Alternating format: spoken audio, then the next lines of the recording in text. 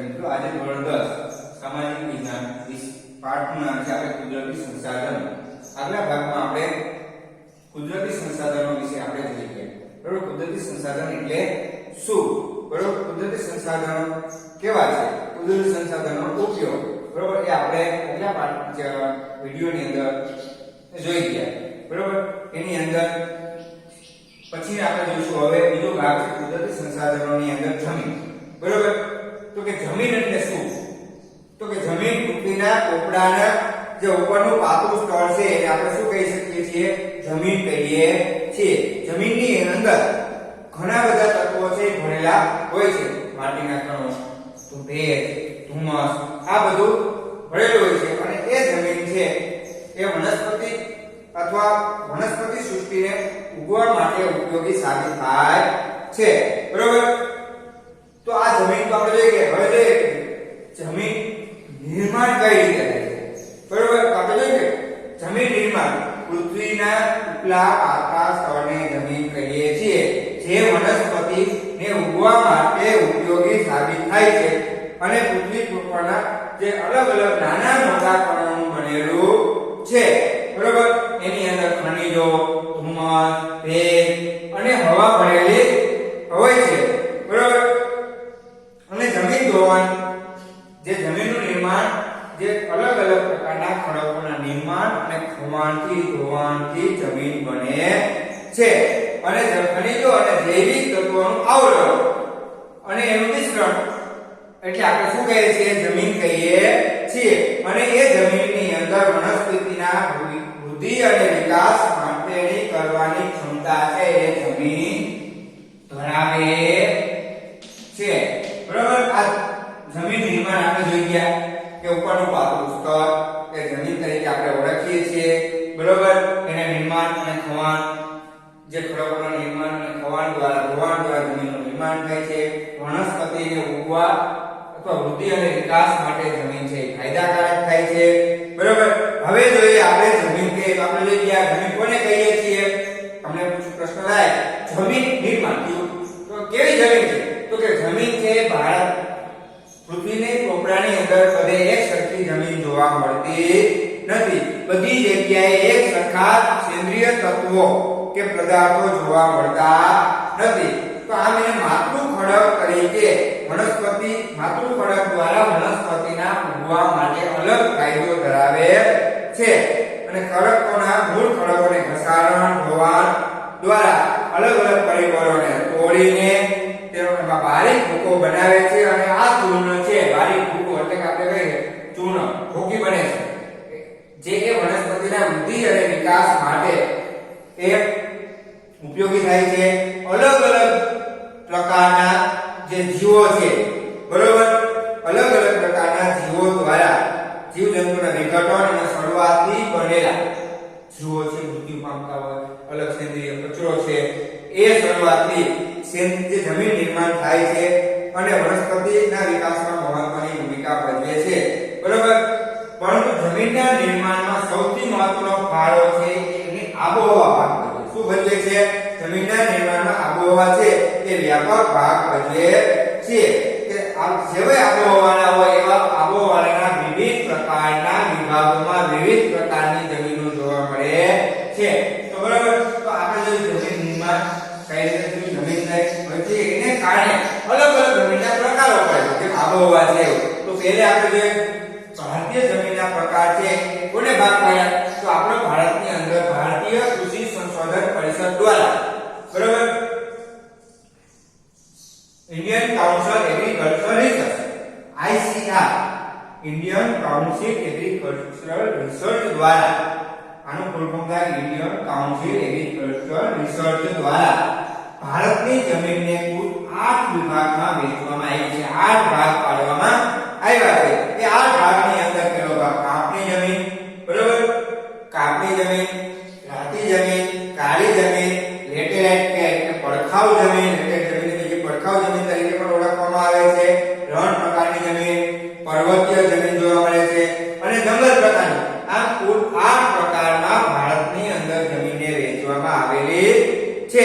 બરોબર, તો આપણે હવે 8 પ્રકારો છે એને આપણે ધીમે ધીમે 8 પ્રકારો ક્યાં ક્યાં છે એ પ્રકારોની અંદર શું આપણને ખબર પડે કે ભાઈ 8 પ્રકારોને જોઈએ કાપની જમીન, રાતી જમીન, પર્વતીય જમીન, લેટેરાઇટ જમીન, રણ પ્રકારની જમીન, બરોબર, જંગલ પ્રકારની જમીન અને કાળી જમીન. આવા 8 પ્રકારો આપણે જોઈશું. 8 પ્રકારનો પહેલો પ્રકાર છે ભારતના કયા વિસ્તારોમાં આવેલા છે તો કે કાપની જમીન છે એ ભારતની અંદર કુલ ક્ષેત્રફળના 43% વિસ્તારમાં કાપની જમીન આવેલી છે.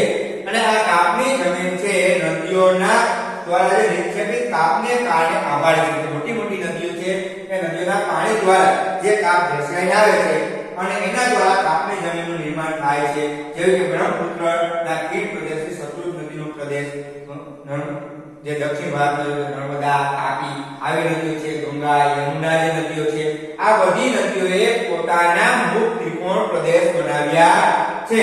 અને આવી જમીનની અંદર કેવા તત્વો હોય છે તો કે આવી જમીનમાં ફોલિક, પોટાશ, ફોસ્ફરિક એસિડ, ચૂનાનું પ્રમાણ વધારે જોવા મળે છે અને નાઇટ્રોજન અને ધુમ્મસની માત્રા ઓછી જોવા મળે છે. એને કારણે જમીનની અંદર કેવા પાકો થાય છે તો કે આ કાપની જમીનની અંદર ઘઉં, ચોખા, કપાસ, મકાઈ, તેલીબિયાં, બીજા અનેક પ્રકારના પાકો છે એ કાપની જમીનની અંદર થાય છે. તો તમને પૂછે કે ભારતના જમીનના પ્રકારો પૈકી કાપની જમીન વિશે સમજાવો અથવા વિશે નોંધ લખો. તો કાપની જમીન છે કુલ ક્ષેત્રફળના 43% વિસ્તારમાં આવેલી છે. નદીઓના કાપ દ્વારા એ જમીનનું નિર્માણ થાય છે. બ્રહ્મપુત્રના ખીણ પ્રદેશ, સતલુજ નદીનો વિસ્તાર, દક્ષિણ ભારતમાં જો નર્મદા, તાપી, ગોદાવરી નદીનો પ્રદેશ, પછી ગંગા, યમુના, કોસી નદીના મુખ ત્રિકોણ પ્રદેશોમાં આવી પ્રકારની જમીનો આવેલી છે. બીજો મુદ્દો, આવી જમીનની અંદર પોટાશ, ફોસ્ફરસ, એસિડ, ચૂનાનું પ્રમાણ જોવા મળે છે. નાઇટ્રોજન અને ધુમ્મસની માત્રા છે એ ઓછા પ્રમાણમાં કાપની જમીનમાં જોવા મળે છે. અને આવી જમીનમાં કયા કયા પાકો લેવામાં આવે છે તો આપણે લખી શકીએ કે કાપની જમીનની અંદર ઘઉં, ચોખા, શેરડી, શણ, કપાસ, મકાઈ, તેલીબિયાં જેવા પાકો લેવામાં આવે છે. બીજી એવો પ્રકાર છે રાતી જમીન, બરાબર, કે અથવા લાલ જમીન કહેવામાં. શું કહેવામાં આવે છે? રાતી જમીન અથવા લાલ જમીન. લાલ જમીન છે વિકલ્પમાં તો પૂછે કુલ ક્ષેત્રફળના કેટલા ટકા વિસ્તારમાં છે તો કે 19% વિસ્તારમાં આવેલી છે. કાપની જમીન 43% વિસ્તારમાં આવેલી છે, બરાબર. આ જમીન છે કયા વિસ્તારમાં જોવા મળે છે તો કે રાજસ્થાનના ડુંગરાળ પ્રદેશોમાં આ પ્રકારની જમીન જોવા મળે છે. જેવા કે ઉદયપુર જાઓ, તમે ચિત્તોડગઢ જાઓ, ડુંગરપુર જાઓ, ભીલવાડા પ્રદેશમાં જાઓ, ઓસવાડા વિસ્તારમાં જાઓ, તો આવા વિસ્તારોની અંદર જે લાલ પ્રકારની જમીન જોવા મળે છે. આ પ્રકારની જમીનની અંદર શું કામે લાલ દેખાય છે તો કે લાલ રાતી જમીનની અંદર ફોલિક ઓક્સાઇડની હાજરી હોય એટલા માટે આ જમીનનો રંગ છે, કલર છે, લાલ દેખાય છે, બરોબર. એમાં લોહ તત્વોનું પ્રમાણ પણ વધારે હોય છે અને ઉપરનો ભાગ જેમ લાલ દેખાય છે જેમ ઊંડાઈએ જાવશો તેમ આ જમીન છે નો કલર થોડો પીળાશ પડતો જોવા મળે છે.